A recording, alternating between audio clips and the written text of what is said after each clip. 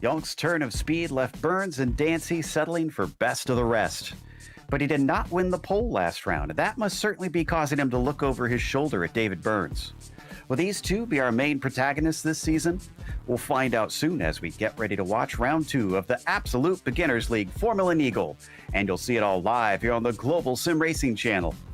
Hi, I'm Joe Peak, and with me in the booth is Robert O'Brien. Behind the scenes is our director, Sean Ambrose, and he's using cameras provided by Dougie Beer. Road Atlanta is a classic for the ABL. It served up some stunning battles and finishes. Let's head to our track guide to see what it is about this place that suits the Skippy so well.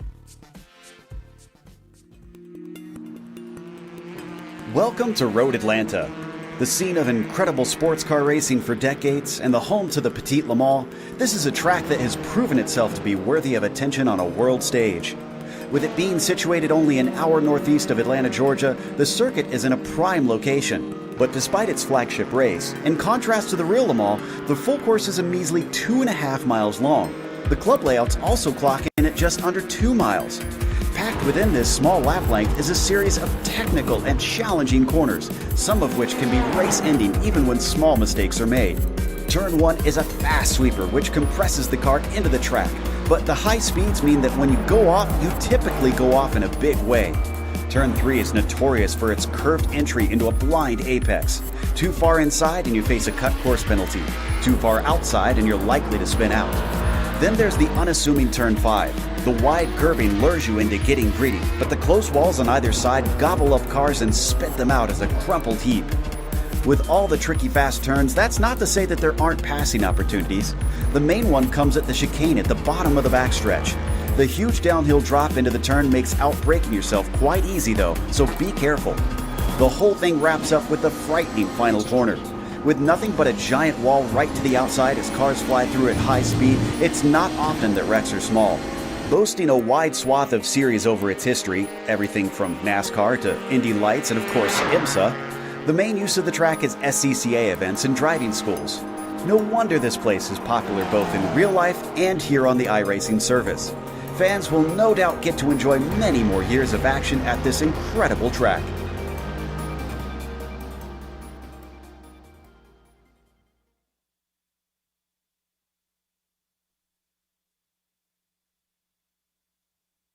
Well, Rob, it's a track that is often used as a racing school, and it's a car that is used for a racing school, so I guess this should fit well together.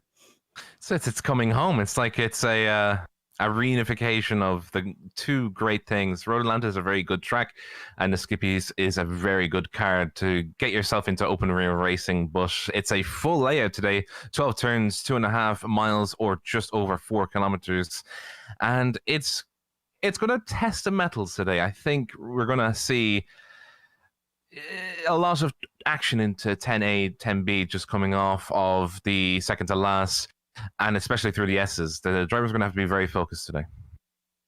No doubt about that. Thankfully, not too many cars out there, so hopefully won't get too crowded since it's not that long of a lap. Meanwhile, in the championship, at the top of the F1 championship currently, we've got Just Jonk leading the way, and he is a mere 2 points ahead of David Burns after that first round. Dancy back there in third, flanked by Brain, and Zauer rounding out your top 5. It's only one round done, so it's close as you would expect. What about in the F2 driver standings so far here, Robert? In the F2 driver standings, Ludwig Sauer leading the way, just 3 points ahead of Christopher Kruk in second, Filippo Alessio Bernardi in third. So, just a little bit of a gap forming between second and third, but Steve Drewer 2 points behind in fourth, and Thomas Kick in fifth. It's very close. So we're going to have to see how they play out today and see if Ludwig will keep his first position coming into race 3. They also have a team's championship in this series, and currently for that one, it is Two Stupid Dogs ahead by 2 points over Video Browers Racing Team. You you have it pretty close between the top three. Evolve Motorsports back there, only 5 points back. And then you get a bit of a jump to Combocht and Street Trends Team 2. We'll see if that switches around much today, especially considering how much of a slipstream will be available. I believe, though, Rob, you've got the race details for today's event. Why don't you go through that for us? Can indeed. It's going to be a 40-minute race, open setup with a 51% fuel limit, so they will have at least one stop.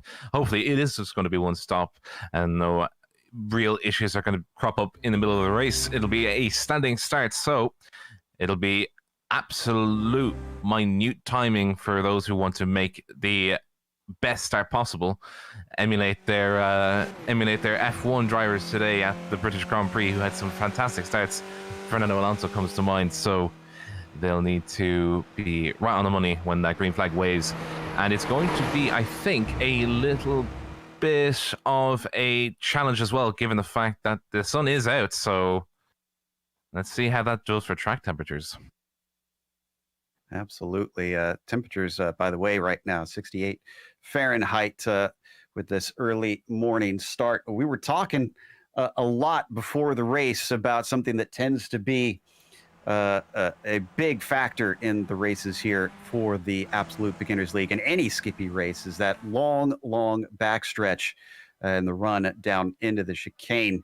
Now, in the past, we've seen a lot of drivers try to hold station if they're in the slipstream until the end of the race, but those towards the back are going to climb forward. So I have to imagine, Rob, it's going to be kind of contrasting scenarios between the front and the rear of the field. It also depends on how well the draft happens, because it's a open qualifying, as you can see. So everybody's sort of all grouped out there, having their own, their own problems to deal with backwards and forwards. So just looking at the car at number 25 of Rem, leading a pack of 5 cars behind, and he's definitely going to be sort of the odd man out in terms of qualifying. Oh, sliding through the S's. Needs to be very careful when he does that. Oh, he'll hold up the rest of the traffic, but again, he'll give slipstream to the guys behind, and they'll be able to just pip him to the post in terms of lap times. Yeah, Bram will probably want to slot in behind them at some point here. They'll get a nice little run down the backstretch. Burns, Kick, Yonk, Podacek, and Zauer all in a line. And we've come to expect this here in the qualifying for the ABL, since they've traditionally held it as an open qualifying, and already some of them popping their nose out, using that extra little bit of speed with the slipstream. Haven't had anybody set a time quite yet. However, last season's champion, despite missing the first round, Lucetta, is back. So watch out for the 91, as he could be a spoiler, since hard to come back after missing a round with no drop weeks in this series. He could wind up snatching valuable points away from some of our top drivers. Burns, who gets a run, comes across the line, the first to set a time, a 36.9. What does everybody else behind him have? Well, Podacek has a quicker one as he provisionally holds pole. Now a few more behind them in a train coming through. Lucetta goes faster, though. They're all starting to set very, very close lap times, so it is going to be very interesting to see how the race starts for all of them, because even with slipstream, the guys were not able to sort of convert that into very, very quick laps comparative to the guys who are leading the group. As we can see, Lucetta putting in the fastest lap, and he has no slipstream at all to speak of, so he's just got open track, which probably will benefit him in the long run, because he can just race to his, or put the qualifying laps to his own liking, without having to wait on what the guy ahead of him is doing. Which you can see here, a group of 6 of them almost having to navigate the track, just coming out of 7 onto 8. And we can see here, by the way, this is where we are thinking that this is going to be sort of hammer time for the guys who are drafting, because they'll have such a long run up to the 10A, 10B, where they'll be able to set themselves up, go make the move, and actually clear before the chicane. As you can see on the inside here is going to be a sample of what's to come, I believe. And yeah, in qualifying, it's even worse because it'll upset lap times for both the overtaker and the overtakee. Yeah, they got to time it right and work a little bit together as Yonk now, well, briefly goes fastest, and Burns goes even faster than him. Lucetta once again, and critically, Lucetta is the only one that's been working with a single car. Josh Brain, who unfortunately didn't have that second lap count, but Manuel is now got himself about 300ths ahead of David Burns, his rival from the last 2 seasons. You can just see we're on board with Josh Brain looking towards Manuel Lucetta, and he is drifting the car through the S. You can see how much the back is stepping out. Like, I almost thought through that entire S's intersection, he's going to spin the car, but he seems to be holding on to it quite well, and given his lap time, so crikey, given his lap time so far, I really do think that he is in with a chance of being P1. He's got clear air ahead of him. He doesn't have to deal with cars holding each other up. He doesn't have to deal with what just Junk has to deal with, cars wanting to overtake him on his qualifying lap. I think everybody's sort of like, go away, I'm just trying to do my qualifying, go away, you're overtaking me, stop it. Meanwhile, we're getting last few drivers that need times on the board. Ryan Walker just got one, but it looks like it may have been a bit of a compromised lap. So watch y'all come over the hill. Now Hop finally puts one down and gets himself into 14th. Next up is going to be Burns. Let's see if he can overtake Lucetta. It's a 36 flat. That's his fastest. He's about a 10th ahead of Lucetta, who just comes across the line himself. A 35.9, and that is not going to be good enough. He is about 0.133 off of Zauer in second. He's not even on the front row. He's standing in third. Josh Brain goes into fifth. The toe behind working well. Oh, crikey, we have cars going off at the S's, so that is going to upset a few lap times, I imagine. And it is not what people in the middle of the group want. You see that orange car just at the back there. He was the car that went off. Just can't get his name just right now. But he went off just at turn 2 and having to rejoin very quickly into a group. And I think he's possibly letting them by. We have used Yonk putting in a very good lap time, and unfortunately Lucetta not being able to respond. I think he has, these aren't the widest tires in the world, and they are all sort of all-weather tires, so any drifting is not going to be advisable in Manuel's case. Use Yonk using the boost from the slipstream very, very well. Using it to hug. Oh, very close. Keeping it nice and tidy. Yep. Taking as much of an optimum line as he can through. Another Skippy off into the wall at 10 AB. Does he prove his time just ticking down? I think he might just by a hair, by a whisker. Ooh, going off. It is a 472.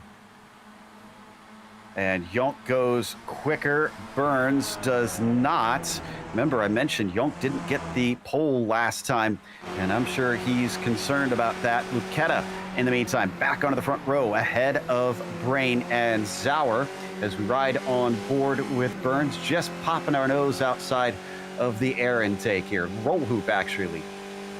It's the car 13 ahead. That's Use Yonk. Burns going to try and use as much of the slipstream as he can now, as that is Use Yonk going wide. It's all going to upset the apple cart as they come down into 6. Now, a big thing, by the way, is that Burns has actually been shuffled back down into 5th. The deck of cards sort of saying, oh, I'll take my first position, I'll take my second and third and fourth. Sauer getting a 135 or 136.098, which is about a 10th of a second faster than what Burns has been able to do just right now. And Burns with just a little bit of a hesitancy. I don't think he wants to. And we had ruin his tires. We had an incident in front of them with Ryan Walker. He still hasn't put a competitive time in, and he doesn't have enough time to get back out to start a lap.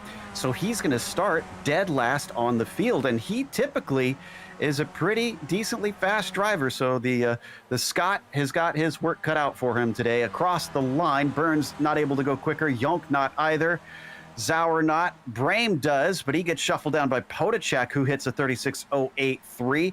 Lucetta doesn't have that one count. Clock ticking down to 0. And I think Alpsted's going to be our first to take that checkered flag. Yes, he doesn't go quicker. Hop doesn't either. Up next is Lodane in the 15th position in the 65. He is unable to find time. Wilfert then also, so many drivers looking like these last laps not proving to be any quicker. No, look at it. He had an incident with another car coming through the S's.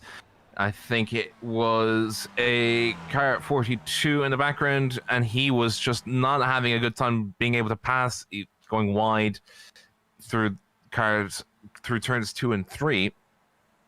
And is now really stuck in the middle of a lot of cars. Troy Banks next across the line, he's down in 18th. Does he? Oh, I think he's definitely going to try and improve his time, but just by how much? Better 130 low. Oh, well, I can take back my words. He did not improve his time. Dana Bose with a 140.582. No, these drivers, I think, they got the good laps in early, and then as time went on, just the tires started picking up temperature. They started sliding around a lot more, and the time sort of started falling off.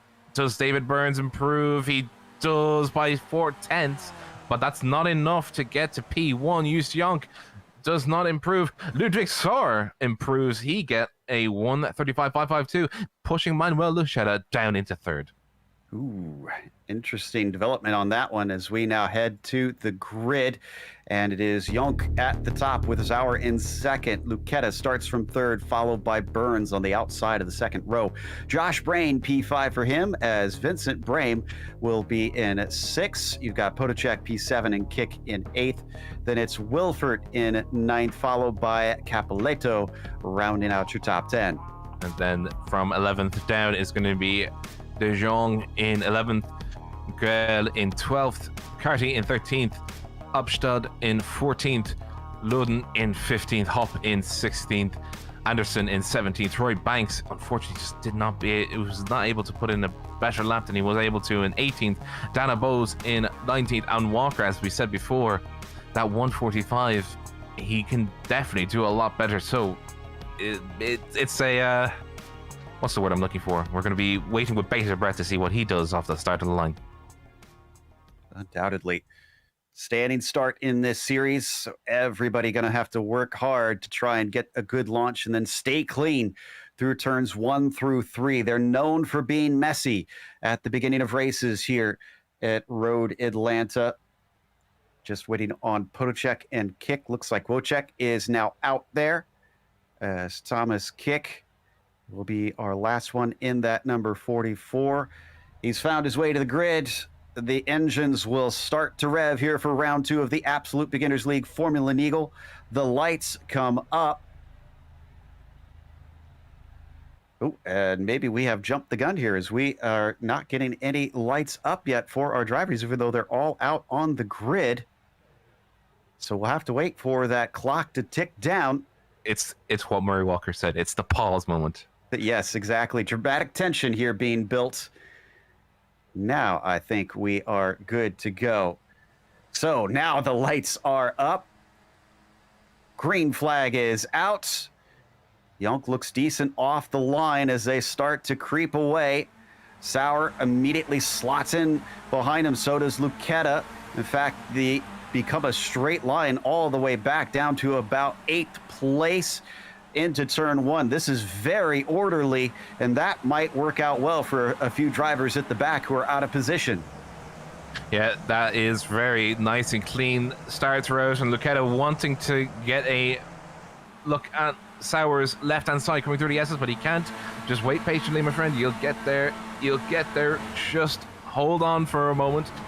And by the way, Ryan Walker making up 3 places at the start. Correction, 2 places at the start. And he's definitely making good on getting some positions back early and quickly. trying to get back up to a top 10 as they come through the 6 here and then to the 7. You can see the nice rubbered line that they'll have to take. And now here we go, from 7 to 10 is going to be an absolute draft. You know, it's going to be very, very scary coming into 10A. What will happen? Well, it looks like third place driver Lucetta is interested in trying to get to the front quickly, and he's boxing in Zauer, who wanted to try and poke his nose in there, but can't do anything with it. Otherwise, those behind them stay put. Yonk continues to lead down behind. Somebody locking them up into the corner, and looks like one car off is Lodin. That might have been the one we saw smoke coming from there. Yeah, Ryan Walker yet again making up positions, so he's making good 5 positions, I think, so far. He went from last to 16th, so he's cleared 4 other drivers on the first lap. We saw Ludwig Sauer just not really having the best of times because Lucetta just made a very nice clean move, but Lucetta is not stopping there, hugging essentially the rear end of Just Jonk's car all the way through the S's, not giving him one bit of space, not one iota, not even 1 inch of space. That's the amount of pressure he needs to apply throughout this next 40 minutes as he comes up to 6 into 7, and then he'll have a great leap at him from 8 to 10. Question is, who's going to play the game of just sitting patiently since we've got a 40-minute race to go? Oh, and fans of Ryan Walker, he has spun out, and he just had an accident. He unfortunately tried to pull himself off the track, and poor Nick Anderson was already on a crash course into that red and white Skippy. Yeah, coming up into 6. This is going to be with Walker. Oh, and a spin. It's so very easy to do if you're caught off guard. And oh, crikey! If he would have stayed put, he wouldn't have been hit. He would have been fine, but unfortunately pulled right into the path of the 4. Both of them looking like they'll take a little bit of damage, although didn't appear to have too much. Let's watch on board. Let's see if we can see anything on the suspension. It looked like a hard hit, but it's still in a good shape. If the wheels haven't come off the Skippies, they can still be racing. So it's very lucky for the 2 of them, but it's very unfortunate at the same time because really tangled. And just by the way, while we were watching that replay, we just missed Manuel Lucetta taking the lead of this race. Absolutely sensational move that he made coming into the 10AB. And what's even worse for Just Jonk, he didn't just lose P1, he lost P2 in this race. Look at him, he's down there. You can just see him there in the middle on that nice minty green nose cone. He's a bit further back than he thought he would be. He's lost 2 positions. You can just see there, he's got 2 cars ahead of him. He doesn't want this. He wanted to be up at P1. That's where he qualified, and that's where he had a commanding lead for that first lap. But it's all going wrong, and Burns is looking behind him, looking like he wants to do some slipstreaming. And we have Vincent Bremen looking like he might want to take on Josh Brain and see, pick his brain and see where he can land up. Up in front of them, it looks like going to retain that 3rd place, even though Burns was able to reel him in a significant distance. I don't think Just is going to be too worried about things at this stage based on what we've seen from fuel strategy in past races. We're watching from the 4th place driver, David Burns. And if anything, David, I'd almost imagine, wants to just kind of keep touch with this 13, just stay put right here, ride behind him, and also save fuel. As long as he knows where he is, he can cover him off so that he doesn't do anything tricky. I think Burns is in the best position right now because while he might try and sit behind, but I imagine that he would want to try and take back positions as quickly as possible. Burns is probably very happy to be where he is because he can just play the game of who's going to have their pit stoppers, who's going to have the issues with side-by-siding, or who's going to have issues trying to overtake one another. He's got a small gap, but it's a gap behind him to Josh Brain, and I think he knows Josh Brain will be doing the same thing, watching the four of them having a joust. So it'll be interesting to see how Burns plays this conundrum out. Had a wreck for Titus de Jong as Christian Gruel couldn't avoid him spinning in front of him. So Christian also going to be sporting quite a bit of damage. Thankfully, he does have a spare car if he wants to take an early pit stop. As our leaders side by side down into the chicane, Jonk is going to get past Zauer. So maybe he feels like Lucetta is starting to get a little too uncomfortably far away from this trio. It's about 0.7 of a second, so he should still feel that slipstream if he remains this far back once they hit the backstretch, but still not even 10 minutes into this race. It's still early doors. You have to be looking at it in sort of the overall picture as well, but it's also play-by-play, overlap. And as we can see, crikey, that's a lot of sideways action from Lucetta coming through the S's. You can just see how much he's actually stepping out that car. I think he's stepping out a lot more than I think Just is. You know, it might just be sort of us looking at the onboard with Just looking towards Lucetta that might be playing tricks on me, but I do think he's stepping out that car a lot more than Just is, and that might play dividends.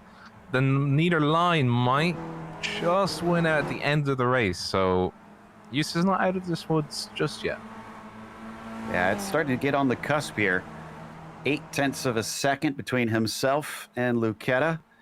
He's going to pull along Zauer and Burns behind him. As you see, there's a second group that have kind of lost touch. That is being led by Brame, with Brain and Potocek just behind them, popping out. It looks like Burns also isn't too happy about how this is stretching out. It's gone down to 0.4 of a second under braking. So Jonk is still feeling the effects of that draft and is at least able to keep Lucetta honest as they come around to complete lap 5. Burns making a very nice move coming into 10A because he saw the gap that was opening up behind him, and he knew then that he basically had the ace in the hole, putting it to great use, overtaking Ludwig Sauer, who couldn't really have anything to sort of remit himself against Burns's move, especially given the fact that with the gap that was opening between Jonk and Sauer, they were just not able to sort of bunch up together and try and lock out Burns's move. And now Burns is really starting to go on the offensive. Of Sauer sort of backs away, takes a bit of inventory and tries to see where he can fit in to this top 4. And Jonk and Lucetta, again, the two of them have not... They've closed up the gap, sure, but I'm not sure if Jonk has closed enough of a gap to warrant an attack, because if he takes the attack and fails, Burns is right there, and Burns, with that move he made on Ludwig Sauer, I guarantee you he's going to be very confident in an assertive move. Back at that second group here, side by side. Potocek likes his chances, is going to slip in front of Brame. He was at the back of that trio before. I wonder if they're just kind of swapping around amongst them, because it looked pretty orderly. We do have a tiny bit of damage on the rear wing of Potocek, though. So I don't think they'll want him leading too long. Well, it depends on if he can keep up the speed as well. I'm pretty sure he could. He isn't no slouch on that track. His fastest lap was a 1:35.994, so not too slow comparative to the top 4. We just see Just putting in a very fast lap, and then Burns putting in an even faster lap of 1:35.191. But you know, oh crikey, that is going to be Josh Brain having a bit of a slide coming through the S's on 3 and getting him some grass. Yeah, just a little too much heat into that corner, I think, and he actually didn't seem to lose a whole lot of time. Brame still within about half a second, and Brame going off on the straightaway. Was he just napping for a moment there? What happened? I think that was just a little bit of a what's going on here kind of moment. I think he just had a slide coming out of the 5, and then he sort of kept drifting onto the grass. And I think he was just trying to fix something, or fix his pedals or something. I think it was mostly just, we have a straightaway, we'll try and fix something here, but at least he didn't end up in the wall. We could just see that is a move onto the inside. Burns pushing up into second there on the 10AB. A very effective move made by him, and now he is in the scope of making a move on Lucchetta up into P1, and very effective that move was. Right now on screen, we've got the second group being led by Brame, or by Podacek rather, with Brame in second. But up at the front, as you mentioned, Burns ahead of Jonk now. Lucchetta still leading. We briefly saw him on screen. Almost looked like he dipped a wheel into the dirt on the entry into that chicane. But I went back and checked, and it looked a little bit better from different angles. So even still, this could be cracks coming out as all of them go very, very wide. Remember, they have an incident limit in this series, so they don't want to cop a penalty by abusing those track limits. We hit the backstretch once again. Lucchetta at the front, and Burns now chasing him. Will we see a different style of racing? Is Burns going to push himself up to the lead? I'm kind of surprised, actually, Rob, that Lucchetta has been as eager to stay at the front like this, considering he's going to be using up more fuel than those behind him. But he'd be also using, as we can see, that's Burns on the inside, or correction, on the outside line, going into the inside line, and just Lucchetta slotting in very nice and neatly. New leader for the race, David J. Burns. Lucchetta he didn't really want to put up a fight, because I think he is just more aware, being pragmatic about the whole entire thing. I think he doesn't want to put up too much of a resistance, because, those tires, they may just wear out over a race like this, and with a lot of battling, even in the skippies, your tires can still wear away much faster, especially if you're sitting as little dirty air as these guys generate. There's still dirty air to worry about. You're still sliding around a lot more if you're having to follow so closely behind another car. And in this case, it's Burns leading Lucchetta, and I think he'll just keep the lines nice and tidy. Just don't wear them out too much. Make the overtake move, get back up into P1. And I think he is setting up for that right now. It's just how close he's following him. Less than 0.2 of a second coming through 6 into 7. Who has the better line? Ooh, I think it's Lucchetta this time by, because Burns, that back slid out quite a bit. Yeah, that spreads them apart, but they're still going to get the pole. And really, the closest is Zauer on the back of Jonk. They come down the backstretch once again. The 125 leading the way. Both he and the rival behind him have won championships.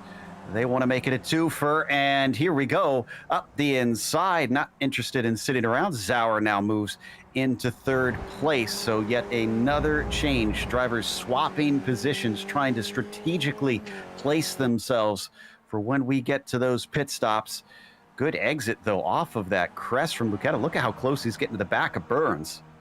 I think Lucchetta is just demonstrating to Burns that there will be no holds barred. We'll do some very good racing, but I'll be pushing you every step of the way. It's your choice to make those tires burn, or you can sit behind me and we can work together. And it's going to be very interesting, because Ludwig Sauer, a very nice move by him into 10A. He broke very late, but he made the stop very crisp, and he's actually put a fair gap between himself, the top two, and the second top two, third and fourth. There's a nice, neat little gap forming between the two of them. So he's essentially given Sauer has anyway, Lucchetta a very nice lifeline. He can make one free move this time by. And let's see, does Lucchetta make the move on 10A? Does he? He does have the legs. Oh, we are watching them come down the back stretch, as this has been where a lot of the action has been, although it's hard to tell how much is them working together. I think Jonk wants to be back in P3. P4 just a little too far back for his taste, but they're going to go side by side into that turn. Eventually, he outbrakes his rival and is able to get through. We mentioned the other group that we're watching from 5th, 6th, and 7th, but we got another one a little farther back with 3 cars, Gruel, Carty, and Alpstead for 11th place. There you can see a little bit of a look as that was Carty on the outside of Gruel. Didn't quite work out, so he'll stay in position. It's a shuffling game right now between the 3 of these. It's going to be like this throughout the entire grid. It's not just a battle for 1st or 2nd or 3rd and 4th. It's a battle all the way down through the grid, and we're seeing it right here with Christian sort of trying to make his way and stick his way in 11th position. He has a gap of 5 seconds to the car of Rodrigo ahead of him, the car number 69. So he'll just be trying to solidify his 11th position, stick where he is. He's got 3 other cars to manage, though. That is going to be quite grueling work to manage, especially given the fact of how we've seen the top 4 handle it. It's like it's a top 4 for 11th, really. It's seeing how they'll handle each other on the track, what room they'll be able to give, and we can just see that's Nick Carty in 12th, the car number 17 there, the elf livery, having to sort of suss out where Christian will go. Christian's not giving him the toe, but Nick Carty is doing a very good job of allowing just a very gentle line to naturally reform back underneath Christian, not forcing the wheel, just a very nice lead line going in on the inside line on the car number 42. Very nice and neat. Does he convert it into a position? Yes, he does. Christian, the car 42, yielding, coming up into 10A, and doesn't try and retaliate over 10B. And we do have a person in pits. Yeah, that is Rob Hopp. I think the first to take a scheduled stop here. Yes, indeed. Nobody else has come in to take a pit stop. So Rob's the first to blink. We'll see where he comes back out and if he can gain any positions as we once again turn our attention to the top. And something must have happened to Sauer because he's now a little ways back. I think maybe that would have been potentially turn 5 a little bit because he wasn't that far behind before. On to the backstretch, you can see they're already approaching a little bit of lap traffic. That is De Jong, who had his wreck earlier in the race. It depends on how they'll sort it out. Here we go. Oh, here we go, indeed. Yeah. We had seen just a hint of what might come between Yonk and Sauer. How they'll sort of try and defend each other or such like. But between Yonk and Sauer, they were actually Sauer was trying to defend himself all the way into 10B. Couldn't do it because the door was closed by Just Yonk. So it is going to be a little more, I will defend this position rather than, all right, let's just let you through, we'll come back at you again. It's halfway through the race now, so people might be comfortable where they are and they might not want to give up their positions. Another pitter, Nick Carty, has just stopped. It was a 16-second stop for Hop on his fuel. And Carty looking for his pit stop as we watch our leaders down towards turn 6. Everybody staying in line for the time being. The last time through, Lucetta decided he wanted to be back in front of Burns. Maybe he felt like he saved enough fuel sitting behind for a few laps, and now he wants to be the leader yet again. This time, don't think Burns is going to get a good shot on Manuel, but Yonk could if he wants to get back into second. Does he push that issue? It's going to hold the inside. Does David Burns? And no, that was a big lift that we could see from Yonk, so he'll stay put.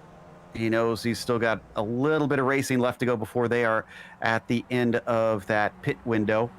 Carty, by the way, a 16-second stop as well, and just came out behind Hop, so may have been in response to the 23.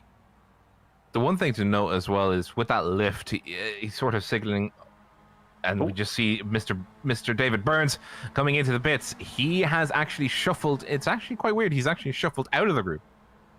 Yeah, so he's the first to blink amongst our front runners. And this is an early stop comparatively. Maybe he feels he can run better alone. Will he come out in clean air? Does he want to come out in clean air is the other question. Does he want a draft partner to help him slingshot back and forth around this track? Will he find someone quick enough at the back of the field to even do so? As he waits for the fuel to finish, that is Brain just behind him, also taking his fuel stop. 16 seconds for Burns, so looking pretty consistent to those around him. He will be out along with Titus de Jong, but in front of him, there you see the yellow rimmed car just slotting in behind. And we just go back to the front end, and we just to answer your question, by the way, will Burns want to work with somebody at the back? No, I think he would just want some clean air, because with him shuffling out of the group and into the pits, it's actually opened up the gaps between Luketa, Yonk, and Sauer. Sauer actually is now just over a second behind Just.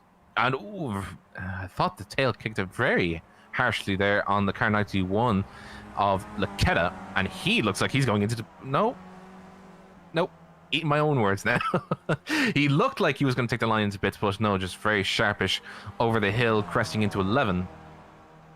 And he is going to try and, I think, put up the defenses. Brayman Potacek just pitted. So that's the other two that were with Josh Brain, who is already stopped.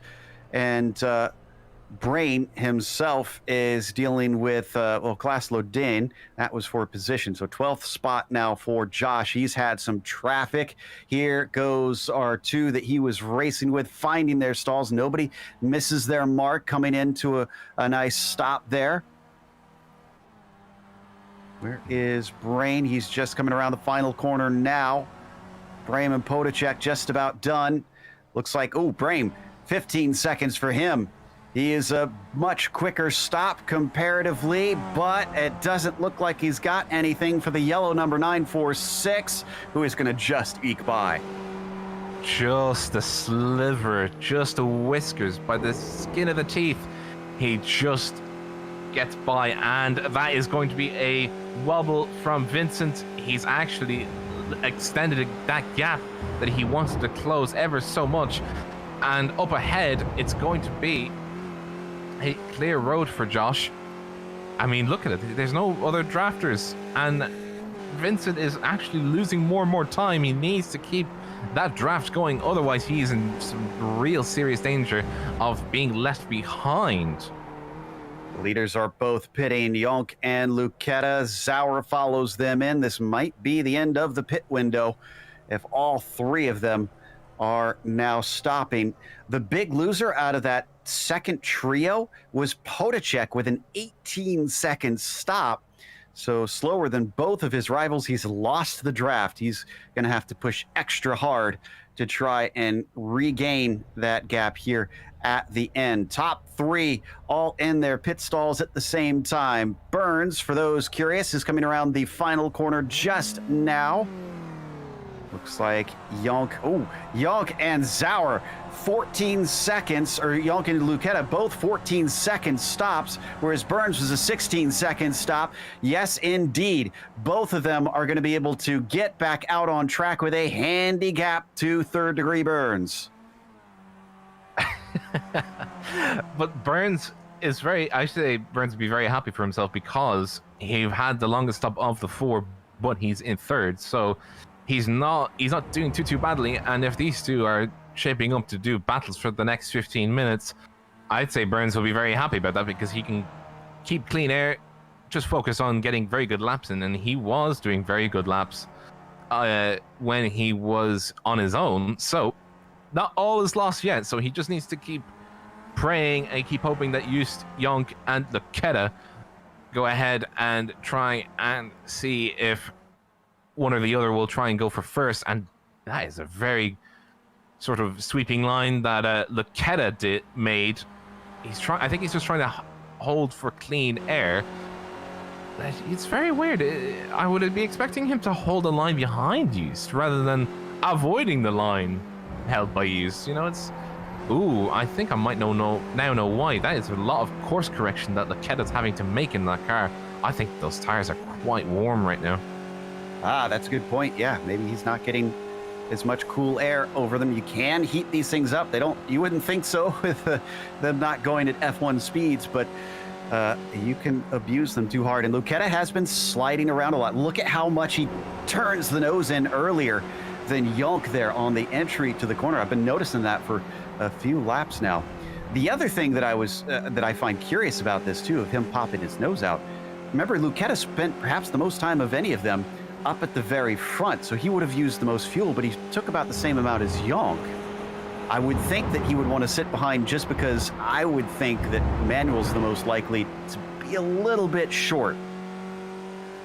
It depends. I think you probably have half a liter at most to gain from sitting in the slipstream, lifting, coasting, and being gentle. But Manuel's not being very gentle. I think he really wants to pip the post as much as possible. But it's very weird. He is holding behind for the slipstream, and is going to go on the inside line, coming up against Jonk, coming into 10A, past 9 into 10A. He'll have the inside line. He'll have the advantage. But does he have the speed to clear? He has the speed to clear. Very nice move made. But those tires, I'd say they're screaming right about now. And, you know, with the sun beaming down on the track, I guarantee the temperatures are not going to be looking too kind on those tires either. Well, let's see what kind of laps they run, because Burns looks like he's actually cut down that gap somewhat. 35.4 for Lucchetta, 36 flat for Jonk. Burns a 35.6. So he did gain on the car at the tail, but not the leader that time by. That's going to be tough to figure out with them swapping places with the slipstream down the backstretch. But again, we'll keep an eye on the 125's gap to the top two, see if he has the pace to try and reel them in within the next 12 minutes.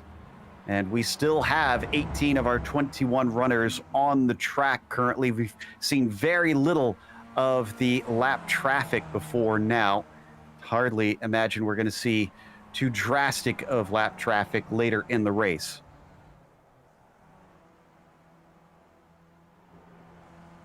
We go back into... Sorry, just to say, we do have this battle still ongoing between Christian and Nick Carty, the elf Skippy Barber. I was about to say that's elf Renault, but I would have upset so many Skippy Barber fans. Oh crikey! Ooh. That is Christian going exceptionally wide over the exit of 5.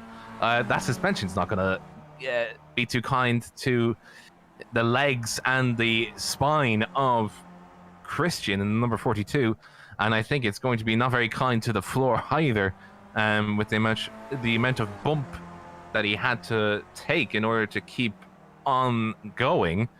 And that's going to give Carty a very nice run. But does he have the distance? He's 3/10 behind, closing the distance by speed advantage, but the slide is coming in. He's trying to break the draft, just coming up into 10A. Around the outside goes Nick Carty, coming onto the inside line of the 10A. Not side by side enough. He holds back.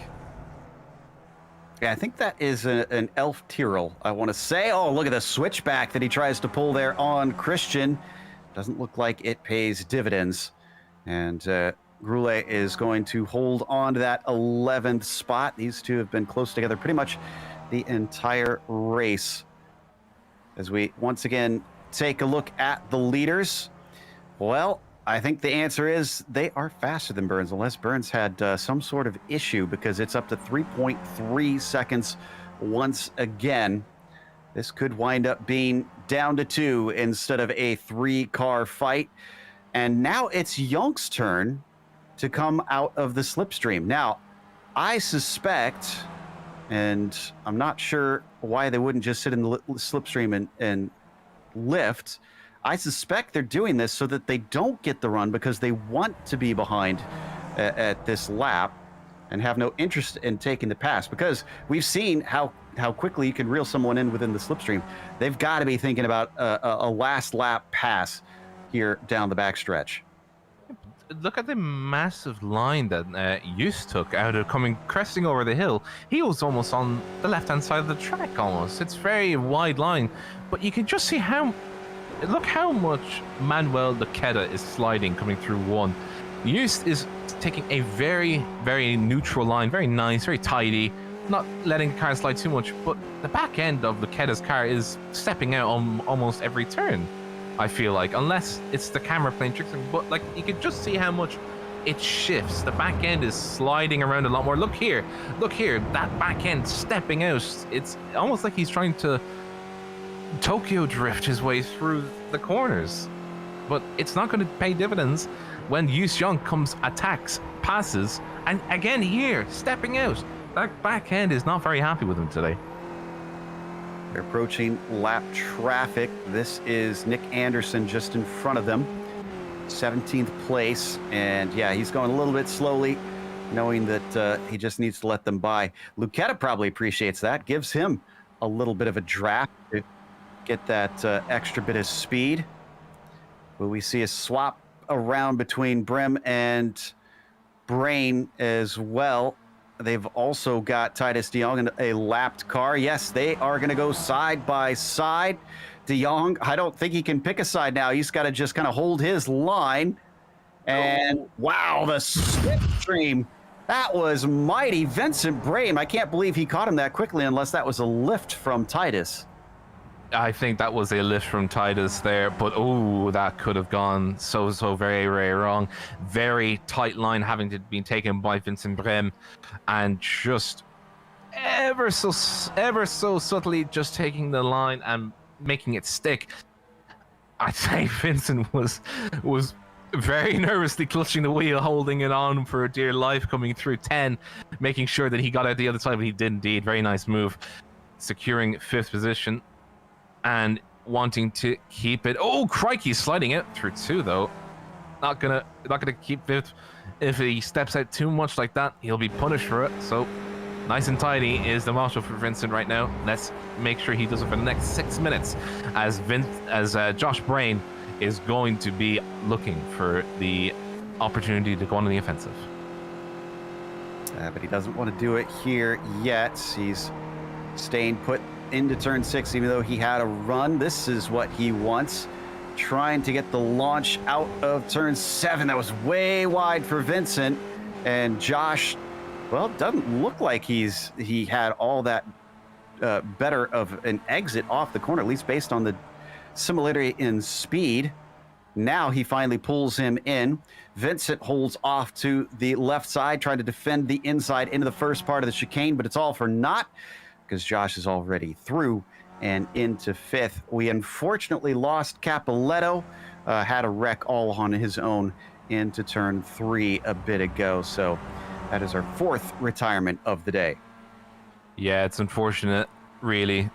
You know, these cars, it's a suggestion of wings and winglets here instead of being very useful. The cars are basically reliant on mechanical grip to make moves, and we can see Vincent trying to use the car, shoving it into the corner of 1, coming up the hill, trying to use the advantage of the fact that he's coming up the hill and the car is working with him in that case to try and carry as much speed through as possible. And if you make one mistake in these cars, there's not much else left to help you. Those tires are very skinny, so there's not a lot of grip there to be had in the first place. Even I think even the Formula V's have wider tires and a lot less. They're a lot less threaded all around. Yeah, exactly. A lot less threaded, so they are a lot slicker, producing a lot more grip. I'd imagine, but the Skippies do have a bit of more gutsy engine, so it's all to play for. Yeah, I think that's what allows them to be that bit faster. Now, as we watch these two, I've also been keeping half an eye on Luqueta and Jonk. Once again, Just didn't have a go down into turn 10. We're at 4 minutes left, and I think, yeah, about 3 laps to go here. So I'm starting to think we're seeing drivers put themselves exactly where they want to be. Oh, switchback maybe between Brame and Brain, but it looks like Vincent can't use the momentum. Now they're going to have a friend there behind them. That is Potacek, who has joined the fray. Yep, Potacek is not going to be waiting around as we see Vincent going around the right-hand side of Josh Brain. Josh Brain just letting it... Oh, no! Ooh. I think he touched the grass with his left rear wheel. Can't believe he held that. Oh, that was so very close. And actually, we'll just have a look at it again. Just look at the wheel input that Josh Brain had to put in to keep his car going. Oh, just... Ooh. Almost full opposite lock to try and keep the car going, but he lost a lot of speed, and it's very hard to keep that speed going if you have a slide. So he had to let Potacek by. Yeah, Vincent is of course going to enjoy that because that'll get him a tiny bit of a breakaway. The question is, can he do enough to keep them out of his slipstream? Certainly not the case for Lucchetta, because Jonk is getting in and out of the slipstream as he pleases up here. Still about 2.7 seconds ahead of David Burns. That pit stop has proven to be the undoing of David. I'm sure he won't be too happy to have to talk about that, as in the past that was certainly his Achilles heel in this series. So 2.5 minutes now on the clock across the line. Lucchetta with a half-second gap, but Jonk just practically toying with him from here. And it's going to be it's sort of a come get me, I am in the lead. You want this P1? Come on, I know you want to take it. Don't take it on 7 through 10. How about that? I think it's going to be Jonk's race to lose and Lucchetta's race to win at this point. Lucchetta just needs to get another gap between the S's, between 1 and 7. He needs to get as much of a gap up as possible, and it's Jonk's chance to strike once they get through 7 to 10. It's a bit of a flip-flop moment through the race. It's one half it's defending, one half it's attacking. Essentially, Lucchetta has to act like he's attacking. Every single corner he has to make the perfect line through 1 through to 7. And then he has to just make sure to carry enough speed through 7 to alleviate the threat that Jonk will get when he has a slipstream. He'll have an extra 5 kilometers an hour on on Lucchetta once they get to the end here of 10A. So, you know, at the very end of the day, who is going to be in the right position as they come onto the final lap? White flag being held aloft for our 2 leaders as they cross the line. I imagine the way they've been racing that neither really is concerned about fuel here. We should be good to go to the end. The question is, can Jonk pull this off? Can he try and snipe it on the backstretch here on this final lap of round 2? Potacek also, unfortunately, battling with Brame. They've lost Josh, but Vincent is still in a fight. He takes a peek into turn 1. That proves to be unsuccessful. He'll get just a couple more tries, but not many. It is a pretty short lap at this track. Yeah, and Vincent, he can't be taking too many chances because he'll lose time for every shot he takes. You know, he could miss the target by a long way and then lose all of the time he needs to work with it. And just as we have that battle going on, we have this battle for first and second. Again, Jonk tried to take the snipe at the 6th corner, but it actually backfired for him. He's actually lost a lot of time. He's actually drifting backwards. That's half a second of a gap. He needs to be at least 3/10. He's off the mark by 2/10 of a second. Lucchetta is going to be swerving just a little bit, just weaving his way through, trying to break the draft. Oh no, used with that attack on turn 6. Oh, a little bit of early braking, a little bit of very late braking from Used. He tried gaining back the time that he lost, but it's all for naught. Does the last turn produce any upsets? I don't think so. Lucchetta coming around for the final time. The car 91 taking the victory from just by the short as the margins from Just Jonk. And unfortunately, David Burns, what could have been? And then Brame in 5th place is going to barely edge out Potacek, who was not able to get past him as well. Only other battle we've got on track is Carty and Groulet, who we were checking in on earlier, back for 10th and 11th. As we look over the back of Carty in that number 17, Christian, unfortunately in a similar position. So a lot of drivers trying to get tricky at the end, weren't close enough to execute the passes when they needed to. Coming down to the line, Nick Carty will get himself that top 10 today. And that is going to take us to a quick break. We'll come back with the unofficial results as well as driver interviews, so stick around.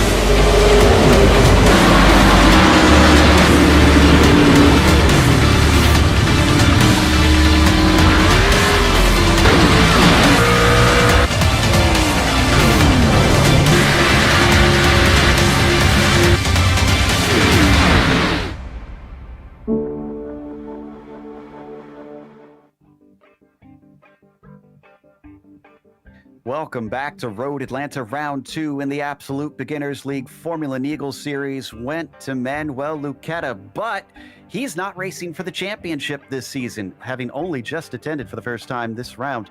Just Jonk wound up second behind him. Tried to get sneaky from what we could tell, but waited a little too long, sadly.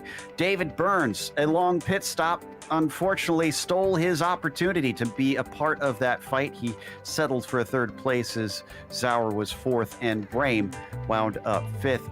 Wojciech Potacek was 6th as Josh Brain, a mistake late in the race, was not able to catch up to those two ahead of him and wound up 7th. Wilford was 8th with kicked 9th, and Carty rounding out your top 10.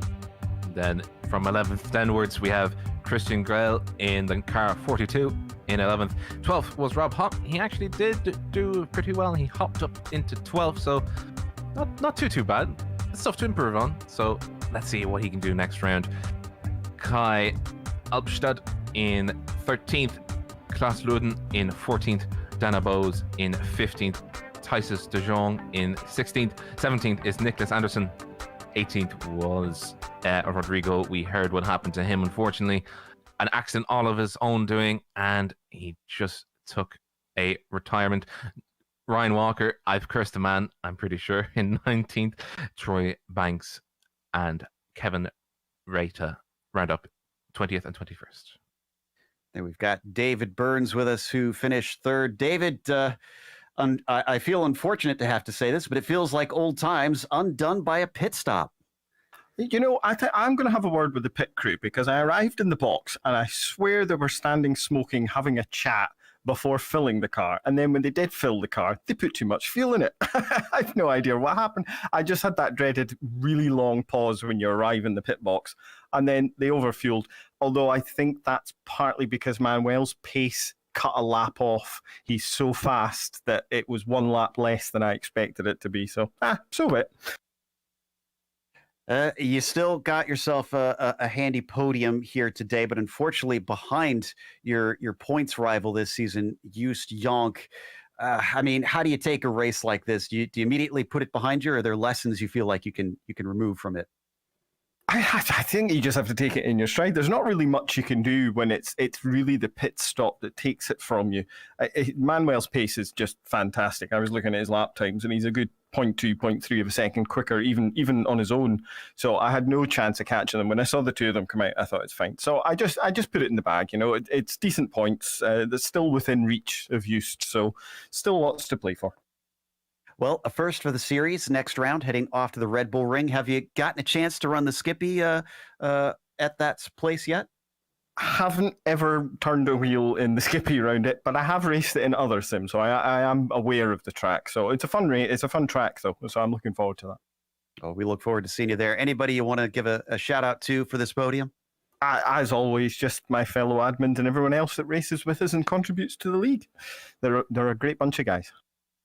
As David Burns, third place finisher, just behind him. Ludwig Sauer started on the front row, but wound up fourth, and Rob has got up with him. Ludwig, commiserations to you. Fourth place, though, is a good result, and it's a hell of a fight that you put up with the top three. Take us through the slipstreaming from 7 to 10. I want to hear your thoughts on that, and how difficult was it to combat? Well, the guys in front have just so much pace. It's really hard to hang on in the draft. Even on a drafty track like this, in the technical section, they just got a little bit too little, just a little, the gap just went too big, like 0.8. Then I just lost them on the straight. It was okay because I already had the gap towards Wojciech and Vincent and Josh behind me. That are really the guys who I'm racing. And I was able to keep those behind towards the flag. So fourth is absolutely great for me.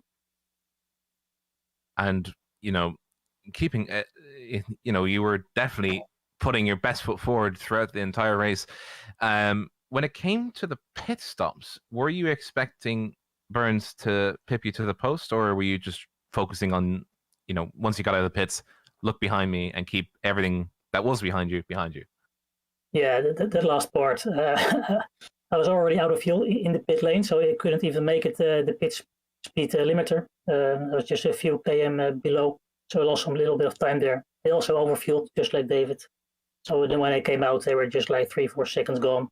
And it was all managing the gap towards the guys behind. So pit stop went all right for that part. And final question for you before we let you go. The Red Bull Ring next week. Have you put any practice in? How are you feeling about it? Well, we did the Audi race at Red Bull Ring. It's a pretty nice track. It's even more drafty than this track. I think it will be pretty mad with these cars, so I'm looking forward to it. And just finally, Ludwig, any shout-outs or anybody you'd like to thank out there? Yeah, I would like to thank our participants, of course. Without participants, there's no league, there's no race. So I would like to thank all the participants and, of course, the broadcasters and the admins. Perfect, Ludwig. A pleasure to have you, and congratulations on a P4 in a very, very tough environment. Yep, the competition here is pretty high up at the sharp end of the field, but that's going to round out our interviews. So a big thank you from us to the Absolute Beginners League for bringing us back for another season of coverage here, but also a thank you to the companies that provide the software and the hardware for our broadcasts that are listed on your screen. Additional thanks to June Lalonde, who provides our wonderful music. Check out her Bandcamp if you want to hear more of her awesome work. Also, thanks to the team today, Rob, Sean, and Dougie. You can find more info about GSRC at globalsimracingchannel.com or through our social media listed on the screen. And check out our merchandise store at simracingmerch.com/GSRC. We keep a link in the description below. While you're down there, don't forget to subscribe to our YouTube channel so you don't miss a moment. In 2 weeks' time, as we mentioned, the Red Bull Ring will be up Sunday, August 1st, rather, 2 p.m. Eastern. We also have upcoming races for other series listed on the screen, so check those out, mark them down on your calendar, including a little bit later this evening, the Purell NASCAR Cup Series goes to New Hampshire. That'll be at 8:30 p.m. Eastern. Until next time, race clean, race hard. We'll see you on the track.